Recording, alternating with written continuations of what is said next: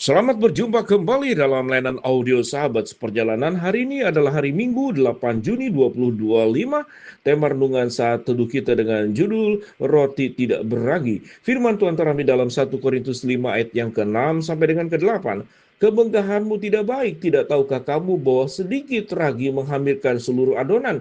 Buanglah ragi yang lama, supaya kamu memang menjadi adonan yang baru, sebab kamu memang tidak beragi, sebab anak domba Paskah kita juga telah disembelih, yaitu Kristus. Karena itu marilah kita berpesta, bukan dengan ragi yang lama, bukan juga dengan ragi keburukan dan kejahatan, tetapi dengan roti yang tidak beragi, yaitu kemurnian dan kebenaran.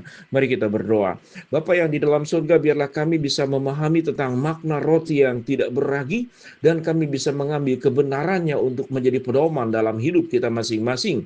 Dalam nama Tuhan Yesus kami berdoa, amin.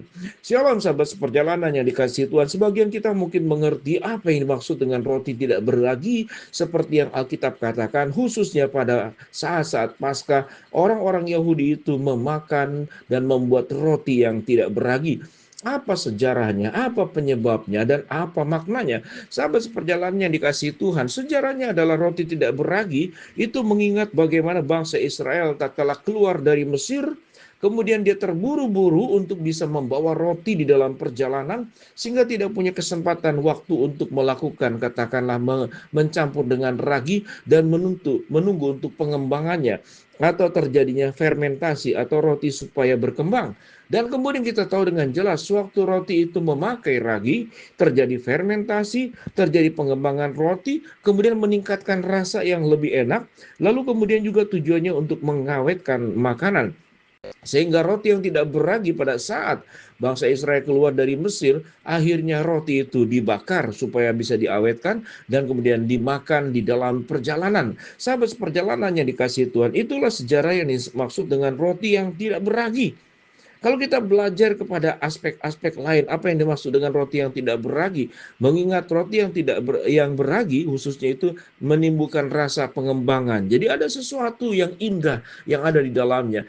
Dan roti yang tidak beragi tentu rasanya tidak jauh lebih tidak enak daripada roti yang beragi. Kalau berbicara tentang roti tidak beragi, lalu dibandingkan dengan Kristus, bagaimana dikatakan di dalam Alkitab bahwa anak domba Paskah kita juga telah disembelih, yaitu Kristus. Artinya kita berbicara tentang penderitaan. Bagaimana roti yang tidak beragi itu melambangkan tentang penderitaan Kristus yang sudah mati untuk kita semua. Kalau kita kemudian melihat bangsa Israel itu berjalan berkeliling 40 tahun di padang gurun, dan Yesus kemudian meninggalkan surga, menjelajah dunia di dalam penderitaan yang panjang. Berbicara semuanya itu tentang penderitaan. Dan perjuangan-perjuangan seperti itu mengingatkan kita sebagai anak-anak Tuhan di dalam hidup ini, kita bagaimana menjaga kemurnian dan kebenaran. Kalau gambaran tentang beragi itu digambarkan di dalam firman Tuhan pada ayat ke-8, karena itu marilah kita berpesta bukan dengan ragi yang lama, bukan pula dengan ragi keburukan dan kejahatan, tetapi dengan roti yang tidak beragi. Jadi ragi itu adalah lambang pesta, ragi itu lambang keenakan, ragi juga adalah lambang segala hal yang kita inginkan, yang kita ingin kejar dan kita ingin capai. Itu ragi. Dan firman Tuhan berkata, karena itu marilah kita berpesta bukan dengan ragi yang lama, bukan pula dengan ragi keburukan dan kejahatan, tetapi dengan roti yang tidak beragi, yaitu kemurnian dan kebenaran. Jadi artinya roti yang tanpa ragi adalah menggambarkan sebuah kehidupan dalam kemurnian dan kebenaran, tanpa ada unsur-unsur motivasi pribadi, tanpa ada dosa yang ada di dalamnya. Karena firman Tuhan berkata, sedikit ragi itu bisa menghamirkan seluruh adonan. Artinya kalau kita melihat di dalam segala sesuatu dalam hidup ini, kita tidak hanya terus mengejar segala sesuatu yang kita harapkan, yang kita inginkan, tetapi kemudian lupa bahwa anugerah Allah yang kita terima tidak hanya cukup untuk dinikmati, tetapi juga kita harus menjadi berkat buat orang lain. Mau memberikan diri kita, untuk memberikan persembahan hidup kita untuk kemuliaan Allah. Kemudian kita tidak mengikuti hawa nafsu kita, keragian yang lama dikatakan, yaitu pesta keburukan dan kejahatan, pesta yang secara duniawi.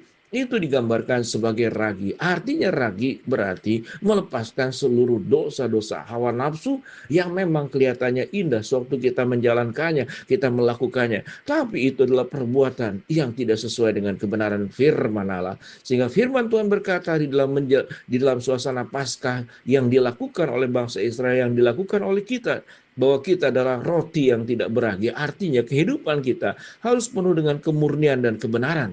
Kalau berbicara tentang relasi dengan manusia, seringkali ada orang yang nampaknya baik, nampaknya luar biasa kepada kita. Ternyata dia punya kepentingan, ternyata dia punya ragi yang terselubung.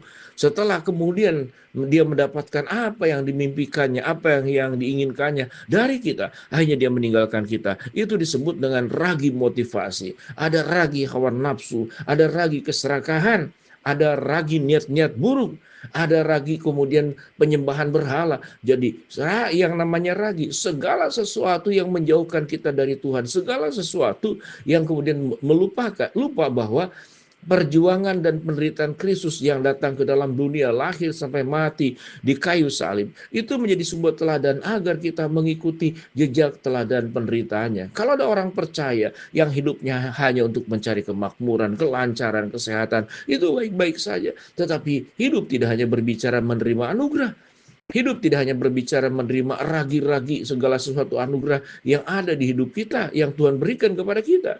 Tetapi ragi yang Alkitab katakan pada bagian ini, ada anugerah yang baik, saya tidak menyebutnya sebagai ragi, tapi anugerah Allah.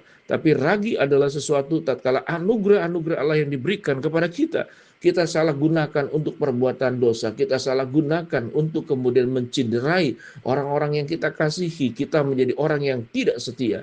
Kita tahu dengan jelas uang itu mungkin juga gambarannya tentang ragi.